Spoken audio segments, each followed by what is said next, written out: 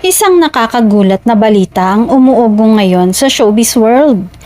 Ayon sa aming mapagkakatiwalaang source, isang sikat na aktres na kilala sa kanyang sweet and wholesome image ang ngayon ay sentro ng isang mainit na issue at may kinalaman ito sa isang taken na male celebrity. Sa unang tingin, perfect girlfriend material daw ang aktres na ito. Lagi siyang smiling, mahinhin at laging sinasabing loyal sa kanyang current boyfriend na isa ring kilalang influencer. Pero sa likod ng mga kamera, tila may ibang eksena na nangyayari. Kwento ng mga nakasaksi, naging sobrang close daw sila ng kanyang leading man sa isang teleserye. Sa una, banding-banding lang daw pero kalaunan ay napansin ng staff na parang may chemistry na lagpas sa script. May mga pagkakataong sabay silang umaalis after taping.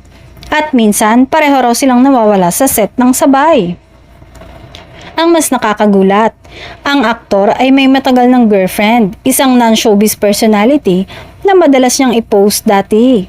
Pero nitong mga nakaraang buwan ay biglang nawala sa kanyang feed. Ngayon, parehong tikom ang bibig ng dalawang kampo. Pero may ilang cryptic post ang aktres sa social media na tila may double meaning.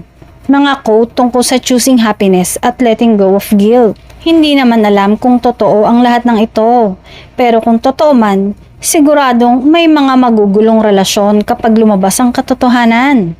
Sino kaya itong aktres na pasweet sa harap ng kamera pero palaban sa backstage?